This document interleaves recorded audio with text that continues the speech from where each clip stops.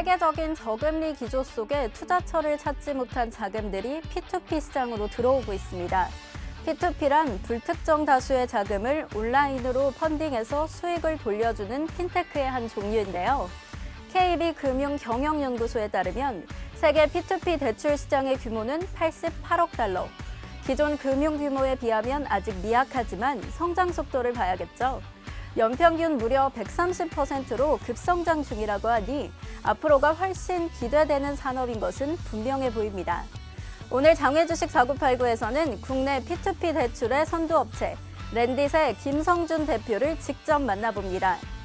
사람들에게 꼭 필요한 것을 제공한다는 단순하고도 본질적인 가치를 추구하는 김성준 대표의 이야기가 지금 시작됩니다. 시청자 여러분 안녕하십니까? 장외주식 4989 시작하겠습니다. 오늘은 대표를 만나다 시간인데요. P2P 대출 서비스 여러분들 들어보셨는지 모르겠습니다. 오늘은 그 개념을 모르고 계셨다면 확실히 알 수 있을 것 같은데요. P2P 대출 시장을 선도하고 있는 랜딧 김성준 대표, 이 P2P 대출 업계의 유지태, 브래드 피트로 불리고 있다고 합니다. 김성준 대표를 모시겠습니다. 어서 오세요, 대표님. 안녕하세요. 반갑습니다. 듣던 대로 정말 잘생기셨네요. 네, 감사합니다. 잘생기셨습니다. P2P 대출 서비스, B2B, B2C, 우리 이런 얘기는 좀 많이 익숙하잖아요. 네. P2P라는 건 뭔가요? P2P는 기본적으로 피어 투 피어의 약자고요. 대출자랑 투자자를 온라인에서 연결해주는 중개 플랫폼이라고 보시면 됩니다. 그럼 랜딧은 이 업을 주로 하는 회사라고 보면 될까요? 네, 저희가 하는 거는 이제 기본적으로 대출과 투자를 연결해주는 일인데요. 프로세스로 쭉 설명을 드리면 대출자가 온라인에서 저희 사이트에 와서 신청을 하면은 그 자기 이름을 넣고 핸드폰 번호를 넣고 한 2분 안에 완료가 다 돼요. 신청이 완료가 되면 이 고객에 대한 신용 평가를 저희가 직접적으로 자동 심사 알고리즘을 통해서 하게 되고요. 그러면 금리가 산출이 되면 이 금리에 투자할 개인 투자 고객들을 모집을 하게 됩니다. 그래서 기본적으로 대출자의 모집과 신용 평가 그다음에 투자자를 모집하는 3단계까지 저희가 다 해주고 있고요. 그래서 여기서 가장 중요한 거는 기본적으로 모든 프로세스가 온라인에서 이루어지고 지점 방문이 없기 때문에 비용이 월등하게 줄 수 있고 그래서 대출자에게는 훨씬 더 낮은 금리를 주고 투자자한테는 은행 이자금보다 훨씬 높은 수익을 줄 수 있는 거죠. 기존 금융권에서 스마트 금융 이러면서 지점을 방문하지 마십시오. 이렇게 한다는 금융 광고라고 할까요? 그런 홍보를 많이 봤는데 기존의 대출업체랑 다른 점 일정 정도 지금 일반인들과 어떤 투자자들 연계적 플랫폼이라 하지만 말은 쉽지만은 왠지 매칭하는데 되게 어려울 것 같고 또 우리가 여러 가지 써야 될 서류들이 많지 않습니까? 이게 획기적으로 줄어들 수 있는 가능성이 있다는 겁니까? 은행에서 신용대출을 한번 시도를 해보시면은 보통 일반적으로는 사인을 한 40번 정도를 해야 될 거예요. 제가 그렇겠죠. 개인적으로 경험을 해봤는데 사실 이 모든 절차가 온라인에서 온라인 전자약정서로 축약될 경우에는 훨씬 더 간단한 방식으로 진행될 수 있고요. 그래서 많은 금융사들이 최근에 이걸 온라인에서 모바일에서만 방문 없이 할 수 있게 시도를 하고 있는데 여전히 은행에서는 이게 주력 상품이 아니다 보니까 활발하게 그 비중이 많이 판매되고 있지는 않은 상황입니다. 아니 외관상으로 굉장히 젊으신 분 같은데 갑자기 P2P 대출 사업을 시작하시게 된 계기는 무엇인지요? 순전히 이제 제 개인적인 경험 때문에 시작이 됐는데요. 제가 사실 랜딧 전에 2번의 창업을 했었는데 그 2번째 회사가 미국에서 제가 스탠퍼드 대학원을 중퇴하고 시작했던 회사였어요. 근데 한 3년 반 정도 운영을 했었는데 회사가 잘 되지 않아서 한국에 돌아와서 조금 더 운영 자금을 마련하기 위해서 은행에 대출을 받으러 갔었던 게 2014년 12월이고요. 그때 실질적으로 제가 미국에서 4년 이상을 거주했기 때문에 신용도가 부족하다는 이유로 대출을 못 받았어요. 그래서 거절당하셨어요? 네. 그래서 제가 갖고 있는 이제 옵션은 가장 저렴한 금리 제공하는 것이 저축은행이다 보니까 저축은행에 갔더니 금리를 이제 한 22% 정도. 대출은 되는데요. 네, 대출은 됐는데 금액도 한 2천만 원 정도였고 22%의 금리였죠. 그래서 1년에 400만 원 이상의 이자만 하더라도 400만 원 이상이 되는 높은 금리를 받게 됐어요. 그래서 말도 안 된다 이렇게 생각하셨군요, 이건. 말도 안 되죠. 사실 은행에서는 평균 금리가 5%밖에 안 하는데 이제 그 다음 옵션이 20%가 넘는다.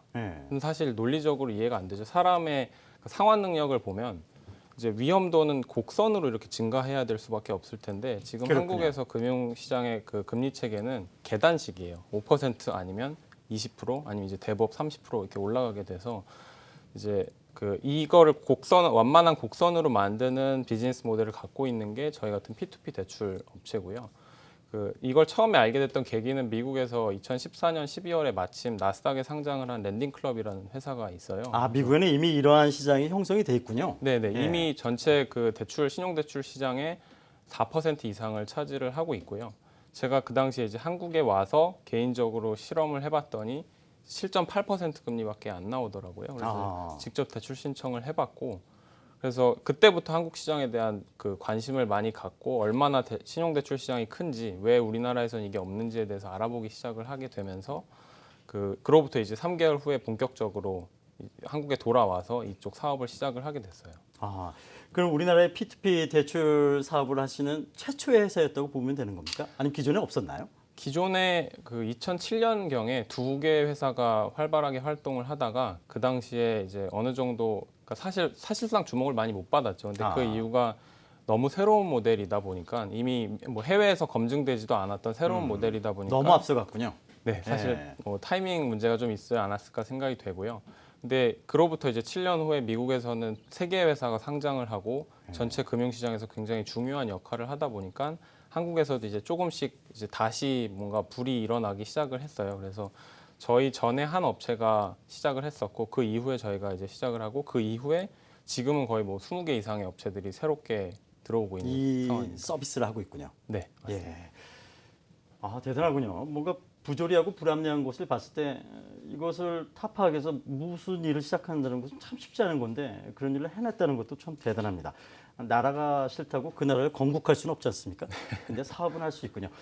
예, 이번에는 온라인상에서도 질문이 올라오고 있다는데요. 유정희 캐스터 어떤 질문들이 또 우리 김성준 대표한테 질문들이 올라오고 있는지요? 네, 오늘 장외주식 4989는 대표를 만나다 시간입니다. 랜디셋 김성준 대표님과 함께하고 있는데요. 대표님과 직접 소통하고 싶으시다면 지금 바로 포털 사이트에 와우4989를 검색하셔서 사이트로 들어오시면 방송 중에 이렇게 채팅방 이용하실 수 있습니다. 오늘 많은 분들 찾아와 주셨는데요. 어떤 이야기들이 오고 있는지 함께 살펴보도록 하겠습니다. 위쪽에서 대표님 나오시자마자 유지태 씨 닮은 것 같다고 이렇게 대표님 얼굴과 몸매에 대해서 칭찬이 끊이질 않고 있는데요. 기업에 대한 관심도 뜨겁습니다. 첫 번째 질문부터 한번 살펴보도록 하겠습니다. 부산 남자님께서 질문을 해주셨는데요. 현재 P2P 대출 투자 소득세율은 대부업법의 비영업 대금세율 27.5%를 모두 적용하고 있는데 P2P 시장의 확장 시 세율이 낮아질 것이라고 생각을 하시나요? 라고 질문을 해주셨습니다. 바로 다음 질문 알아보도록 하겠습니다. 바로 밑에 OK 전쟁님께서 질문을 해주셨는데요. 랜딧 업체는 투자자의 투자 자금은 어떤 방식으로 보호가 되고 있나요? 또 예금자 보호는 안 되는 것으로 알고 있는데 투자 자금의 안전장치는 어떻게 되고 있는지 궁금합니다. 라고 질문해 주셨습니다. 이렇게 두 가지 질문 들어봤는데요. 스튜디오 연결해서 답변 들어보도록 하겠습니다. 부산 남자님 질문은 어렵네요. 답변이 가능할까요? 세율에 대한. 예, 현재 P2P 대출 투자 소득세는 대부업법의 비영업대금 세율 27.5%를 모두 적용하고 있는데 P2P 시장의 확장이 됐을 경우 이 세율이 낮아질 것이라고 생각하시는지요? 낮아질 가능성이 굉장히 높다고 생각을 하고요. 근데 다만 이게 아주 단기간에 이루어질 수 있는 문제는 아니라고 생각을 합니다. 근데 사실 영국이나 미국 같은 케이스를 보면 P2P만을 위한 법안을 따로 만들고 P2P를 하나의 업권으로 인정을 하고 있어서 그렇군요. 거기에 맞는 세율이 정해지는데 우리나라 같은 경우는 아직 이쪽이 이제 태동기에 있다 보니까는 대부업법 아래에서 운영이 되도록 허용을 해주고 있는 상황이고요. 그러다 보니까 이게 P2P업이 따로 분리되지 않는 이상 그 전까지는 사실상 27.5%의 세율을 낼 수밖에 없는 상황이라고 보입니다. 그렇다면 이제 분리될 거라고 보시는 건지요? 네, 그건 분리될 수밖에 없는 거라고 생각하고요. 그러니까 그 기본적인 생각은 한국에서도 해외 사례들처럼 P2P가 하나의 금융 산업에 있어서 중요한 하나의 일부가 돼서 하나의 새로운 업권으로 인정받을 수밖에 없는 시점이 머지않아 올 거라고 생각을 하고 있습니다. 그렇군요. 저는 이게 좀 궁금합니다. P2P 대출 서비스 업체는 투자자의 투자 자금을 어떤 방식으로 보호를 하고 있는지요? 사실 이런 건 많이 고민될 수 있는 영역 같아요. 네네. 예. 그 말씀 주신 예금자 보호 같은 경우는 저희가 은행이 아니기 때문에 불가능하고요. 5천만 원이야. 네네. 예. 근데 이제 예금을 든 게 아니니까요. 그렇죠. 예. 네. 기본적으로 이제 가장 중요한 거는 P2P 대출에 투자하실 때 가장 중요한 거는 여러 개의 대출 채권에 분산 투자하시는 게 가장 중요한데 저희 같은 경우는 그 대출에 투자하실 때 반드시 여러 개의 채권에 분산 투자할 수밖에 없게끔 포트폴리오로 구성을 해서 판매를 하고 있어요. 그래서 예.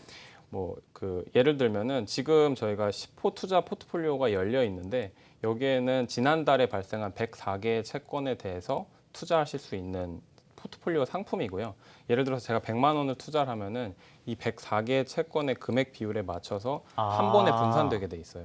예. 그래서 뭐 10,000원 이하의 금액들이 이제 쭉 분산이 되겠죠. 그래서 예. 이렇게 될 경우에는 그 한두 건의 이제 연체들이 발생하더라도 전체 수익률에 큰 영향이 발생하지 않도록 그 위험을 최소화하기 위해서 그렇게 설계가 돼 있고요.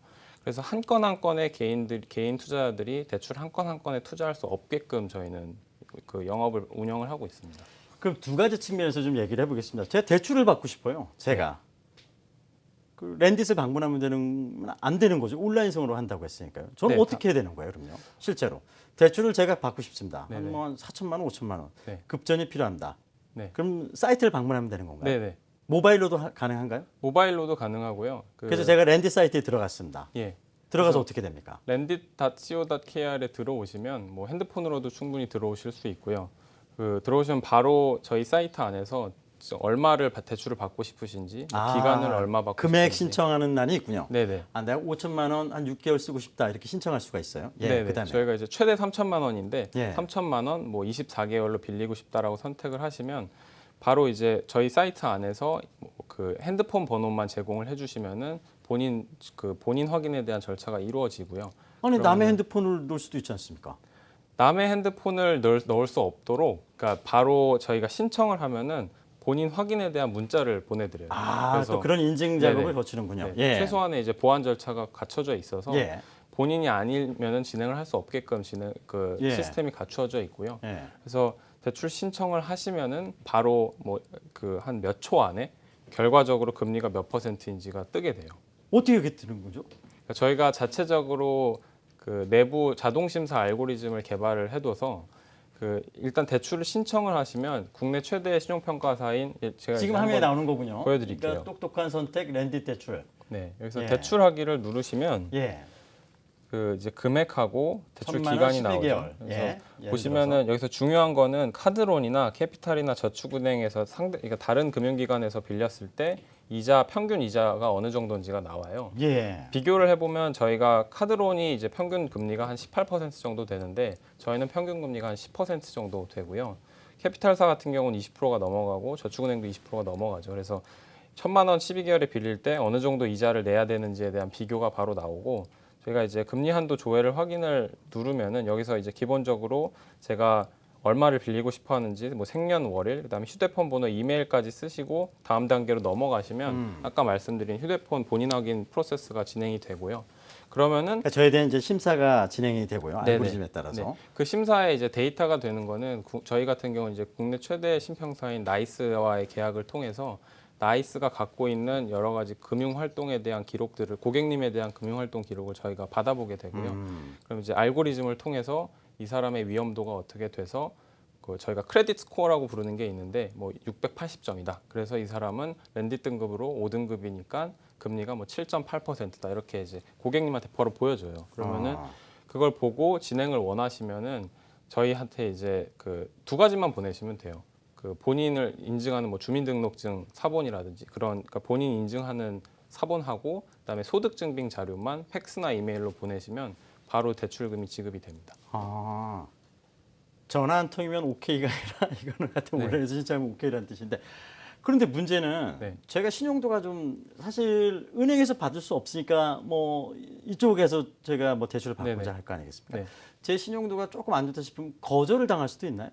거절을 당할 수도 있죠. 아니면 금리는 그러니까 거절 안 당하고 대출은 받지만 금리가 높게 책정될 수 있는 건가요? 금리가 저희가 이제 최대 폭이 14.5%예요. 아, 그걸 이제 벗어나는 네. 신용도 오게 되면 안 되는 거군요. 네, 맞습니다. 예. 그래서 사실 그러면 이제 저희가 평균 금리가 이제 10% 정도가 되고 금리 이제 그 폭으로 따지면은 뭐 그 한 5%에서 시작해서 14.5%인데 이 중금리에 해당하는 사람이 얼마나 될까를 생각을 해보면 사실 제가 이제 이 사업에 대해서 처음 고민을 할 때 되게 충격을 받았던 정보 중에 하나가 그 한국에서 신용등급을 나이스 기준으로 했을 때 한 사람에 대해서 1에서 10등급까지 분류를 해요. 예. 그래서 보통 은행이 1에서 4등급 대출을 해주고요. 대부업이나 저축은행이 보통 7에서 7, 8, 9등급을 해주죠. 4, 5, 6등급에 해당하는 고객이 중간 등급. 네, 중간 예. 등급이 전체 인구의 40%예요. 그래서 제가 그 당시 6등급이었기 때문에 대출이 안 됐던 거고요. 등급이 굉장히 은행에서. 낮았군요. 네, 맞았죠. 미국에서 있었기 때문에 진행이 안 됐었는데 사실 이 중간 등급에 있는 사람들이 그 금리 절벽에 있다라고 부르는 사람들인데 사실 은행에 가면 대출 안 해주고 어쩔 수 없이 저축은행이나 대부업 가서 그쪽으로 고금리를 내몰려 내야 있는 하는데 경우가 있다. 네. 그 중간 시장이 분명히 우리는 그 네. 수요가 있을 것이다 보고 이 사업을 시작하신 거군요. 네, 맞습니다. 그런데 그렇다면 대출을 받고자 하는 사람의 이제 어떻게 하는지 또 어떤 니즈가 있는 사람들이 이런 쪽을 이용해야 되는지 네. 그 프로세스는 알았습니다. 그럼 이제 제가 앞서 중수익이라고 하셨으니까 네네. 한번 제가 투자를 해볼까 그러면 네. 내가 한 몇천 있는데 은행에 네네. 놔두니 돈도 안 되고 투자를 해볼까 이런 경우에는 또 어떻게 됩니까? 네. 제가 한번 보여드리면은 예. 저희 사이트에서 이제 상단에 투자하기 버튼이 있어요. 들어오시면 현재 열려 있는 투자 포트폴리오가 10호가 연평균 수익률이 10.54고요. 저희 투자 같은 경우는 18개월짜리 투자인데 결국 이제 만약에 100만 원을 넣으시면은 이거를 18개월 동안 분할해서 원금과 이자를 받게 되세요. 그래서 대출하기랑 동일하게 그냥 사이트에 오셔서 신청하기를 상세 보기 눌러서 이제 투자 신청을 누르시면은 아주 간단한 본인 인증 절차만 거치고 바로 이제 가상 계좌가 하나 떠요. 그러면 100만 원 여기로 보내시면 바로 여기 투자가 되신 거예요. 그래서 그냥 투자자 입장에서 들어와서 투자 상품 설명서를 보시고 금액을 설정해서 입금만 하시면은 아까 말씀드린 것처럼 104개의 대출 채권에 자동 분산 투자되게 되죠. 그래서 실질적으로 투자했던 케이스를 하나 보여드리면 이제 가장 중요한 거는 분산 투자에 대해서 그러니까 저희가 실제 분산 투자된 그 대출 건들에 대해서 상세하게 고객한테 어떻게 실제로 상환되고 있는지를 정보를 제공을 해줘야 되잖아요. 예. 그래서 이 계좌 같은 경우는 제가 이제 제 마이 페이지라고 따로 있는데 들어가서 보면은 제가 그동안 2,500만 원을 투자를 해놨죠. 그래서 제가 총 478건의 대출 채권에 분산 투자를 이미 해놓은 거예요. 예. 그래서 실제로 지금 중도 상환된 건이 32건이 있고 30일 이하 연체된 건이 한 건이 있고요. 연체도 있군요. 그렇죠. 있을 예. 수 있죠. 예. 충분히. 그래서 저희가 플랫폼 업체로서 가장 중요한 거는 이런 정보에 대해서 굉장히 투명하게 고객에게 전달을 하는 게 중요한 역할이라고 생각을 하고요. 아니 그런데 네. 듣다 보니까 정말 깔끔합니다. 네네. 근데 운 나쁘게 그 절반 이상이 다 뭐라고 해야 되나? 도망갔다고 해야 되나요? 대출 네. 받고 네네. 날라갔어요. 그럼 좀 어떻게 해야 돼요? 그런 제가 직접 가서 막 그 사람들 다 찾아가야 됩니까? 아니요. 그 투자자는 추심할 수 있는 권한을 갖고 있지는 않고요. 예. 추심할 수 있는 권한은 저희가 대리를 할 수 있는 권한을 갖고 있고 아 그렇구나. 개인 투자자분들은 원금과 이자를 수취할 수 있는 원리금 수취권이라는 거를 갖게 되세요. 근데 그 사람이 나쁜 마음을 먹고 정말 돈을 안 갖고 도망가는 경우 이런 거에 대한 위험은 어떻게 그게 분산 투자인가요? 그 위험을 최소화시킬 수 있는 게? 이제 세 단계가 있는 것 같아요. 하나는 예. 기본적으로 사기성 대출을 원천적으로 차단해야 되는데 예. 그런 케이스들에 대해서 저희가 이제 나이스와의 사기성 대출 방지 협약을 맺고 있어서 원천적으로 예를 들어서 그런 시도를 과거에 했던 경험들이 있는 고객이 신청을 하면 저희가 차단을 하게 돼요. 그다음에 이제 그렇군요. 두 그게 번- 첫 번째고요. 네, 그게 예. 첫 번째고요. 두 번째는 여러 개의 대출 채권에 분산 투자하게끔 강제화하고 있기 때문에 일단 기본적으로 그 제가 만약에 100만 원을 투자하더라도 한 군데에 들어가는 게 아니라 100개에 분산되게 되죠.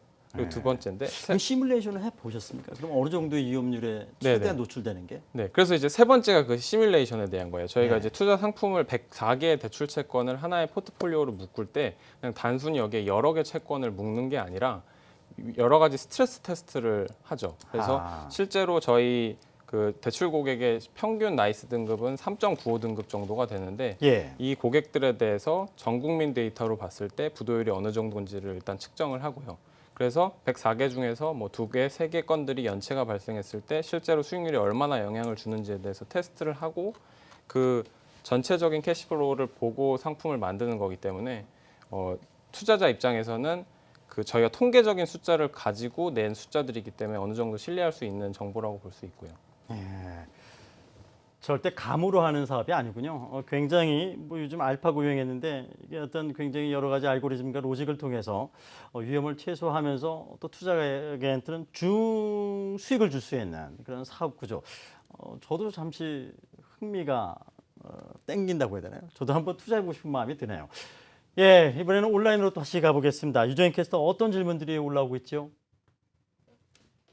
네, 오늘 랜디사의 김성준 대표님과 함께하고 있습니다. 대표님에 대한 관심이 뜨거운 만큼 채팅방에서도 정말 질문들 많이 올려주고 계십니다. 첫 번째 질문부터 한번 살펴보도록 하겠습니다. 대박이님께서 질문을 해주셨는데요. 최근 미국 핀테크 업체인 랜딩클럽 CEO의 부적절한 대출 상품 판매로 주가가 하락하였는데 국내에는 그러한 안전장치 같은 게 있나요? 라고 질문을 해주셨습니다. 바로 다음 질문 살펴보도록 하겠습니다. 아래쪽에 질문이 있는데요. 여기 부산 남자님께서 현재 P2P 업체는 금융회사가 아닌데 투자자 입장에서는 정확한 대출 내용을 검증할 수 없다는 게 문제인 것 같은데요. 이 부분에 대해서는 어떻게 생각하시나요? 라고 질문을 올려주셨습니다. 마지막으로 하나만 더 살펴보도록 하겠습니다. 아래쪽에 질문들이 계속해서 올라오고 있는데요. 여기 오해님께서 고액 대출은 왜 안 되는지요? 라고 질문을 해주셨습니다. 이렇게 3가지 질문 살펴봤는데요. 스튜디오 연결해서 답변 들어보도록 하겠습니다. 예, 답변 부탁드리겠습니다. 네, 사실 엊그저께 일어난 일이에요. 랜딩클럽의 대표가 사임하게 되었는데 그 첫 번째 주신 질문하고 두 번째 질문 주신 내용은 사실 어느 정도 동일선상에 있다고 생각이 되고요. 예. 기본적으로 이제 업체가 자체적으로 뭔가 이렇게 저희가 아까 보여드린 것처럼 연체가 어떻게 되고 있고 실제 상환에 대한 정보들이 어떻게 되는지 투명하게 공개해야 될 의무가 있다고 생각을 하는데 이 업체들만 믿고 사실 갈 수는 없기 때문에 그 어느 정도 이제 규제 안에서 이루어져야 되잖아요. 근데 한국 같은 경우는 아직 안타깝게도 저희 P2P를 따로 업권으로 분류하고 있지 않기 때문에 대부업으로 따로 분류하고 있고, 그러니까 대부업법 아래에서 P2P를 인용해주고 있는 상황이라서 엄밀히 말씀드리면은 이런 저희 같이 P2P 서비스를 운영할 때 실제 대출이 발생된 거에 대한 거를 이제 뭐 어디에 신고를 해야 된다든지 이러한 법적인 어떤 제한 사항들이 없어요. 예. 그래서 저희가 업체끼리 자정작용을 하기 위해서 어떤 노력을 하고 있냐면 저희가 이제 한 20개 정도의 업체들이 모여서 P2P 협의체를 하나 만들고요. 이 협의체 간에는 이제 협의체에 들어온 업체들에 있어서는 대출이 발생하면은 신용평가사에 반드시 신고를 하게 되고 이 신용평가사의 정보가 공유됐기 때문에 원천적으로 한 대출 고객이 여러 개의 대출에 중복으로 신청을 한다거나 아니면 이 플랫폼사가 대출이 발생되지도 않았는데 투자자를 모은다거나 하는 행위들을 저희가 애초에 좀 미연에 방지하려고 자정 노력을 좀 기울이고 있는 상황입니다. 근데 근본적으로는 해외 사례처럼 규제 안에서 이게 어느 정도는 틀이 갖추어져야 한다고 생각이 되고요. 규제가 있음에도 불구하고 아직 미국에서 뭐 그런 일들이 터지고 있는 걸 봤을 때는 저희 국내에서도 이제 빠른 시일 내에 이런 게 도입될 필요가 있다고 생각이 됩니다. 그렇군요. 대표님은 앞으로 이 시장이 커질 거라고 보셨으니까 창업을 하셨을 거라고 생각이 되고요. 네. 앞으로의 랜딧 그리고 우리 김성준 대표의 개인적인 또 목표는 어떻게 잡고 계신지요? 저희는 기본적으로 금융 IT 기술의 혁신을 통해서 금융의 비효율을 해결하는 핀테크 기업인데요. 기본적으로 아까 말씀드린 것처럼 미국이나 영국에서는 굉장히 그 금융 산업 중에서 큰 P2P 산업이 큰 영역을 차지를 하고 있는데 저희의 목표는 국내에서 IT 기술을 가지고 금융의 혁신을 이끌어 나가는 게 목표고요. 대출뿐만 아니라 사실 금융 쪽에서 이제 사실 비효율적인 게 뭐 보험이라든지 자산운용 쪽이 있어요. 그래서 한 4, 5년 후쯤에는 저희가 그쪽 영역에서도 대출업을 하면서 쌓인 노하우를 가지고 IT를 가진 이제 뭐 보험이나 자산운용 쪽의 혁신을 이끌어 나갈 수 있지 않을까 생각하고 있습니다. 예. 향후 상장 계획도 있으세요? 충분히 상장할 수 있는 사업이라고 생각을 하고요. 워낙 시장 규모 자체가 크기 때문에 뭐 예를 들면 개인 신용 대출만 하더라도 미국 대비 4분의 1에 해당하는 굉장히 큰 시장이기 때문에 충분히 상장 기회도 있는 시장이라고 생각이 되고 뭐 4, 5년 정도 후에는 한두 개 업체 정도는 충분히 성장할 수 있지 않을까 생각이 됩니다. 예, 이게 덕담인지 악담인지 모르겠지만 이 세 번째 창업이 마지막 창업이었으면 좋겠습니다. 정말 이 사업이 잘 되셔서요. 우리 김성규 대표 꼭 상장사 CEO까지 가셨으면 하는 바람을 가져봅니다. 오늘 출연해 주셔서 고맙습니다. 네, 감사합니다. 예, 감사합니다. 예, 대표를 만나다 여기서 마치겠습니다. 시청자 여러분, 감사합니다. 그리고 이 방송 끝나고 온라인상으로 우리 김성균 대표와 함께 더 궁금한 거 여러분들 직접 질문과 답변 들으실 수 있습니다.